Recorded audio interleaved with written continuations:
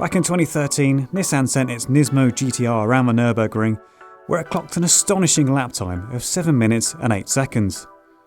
The only thing was, Nismo had made a few changes to the car, including a revised aero package, different suspension and better brake pads. A bit cheeky, but Nissan has now made all of this stuff available for Nismo owners with its N-Attack package.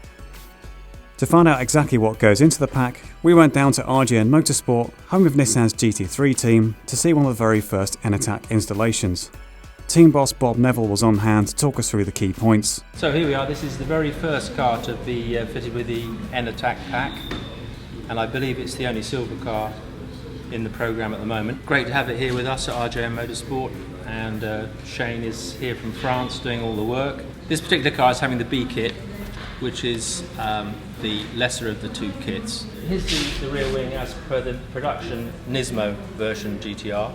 The wing, which is common to both kits, a slightly different profile, and you can just see it has a gurney, which is this very little small raised section here. It's called a gurney, and that can give a disproportionate amount of downforce. The height of that gurney will give you more downforce than just the ordinary profile of the wing. And the height of the gurney, we can show you the gurney on the race car later on.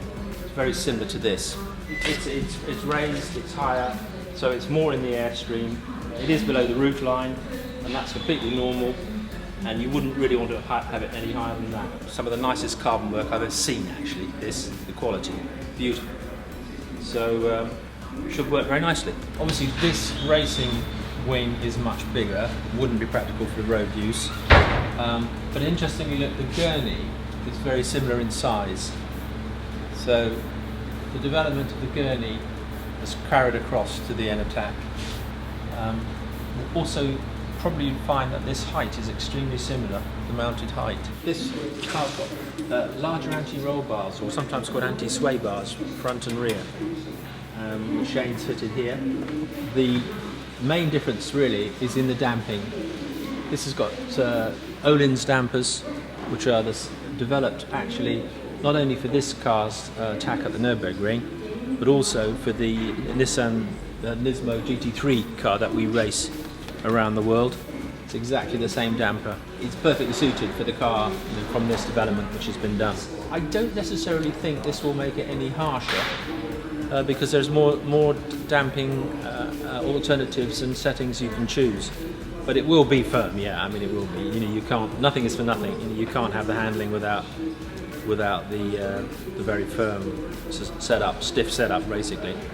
And the front fender of this car here, which we haven't got unfortunately today, but it's a smaller version of this detail that will just literally smooth the airflow across the sides of the car, stop turbulence, and should give it some extra downforce. On top of these parts, the A kit also receives bucket seats with harnesses, a rear seat delete, new front and rear limiter slip differentials, and a carbon fibre bonnet gurney.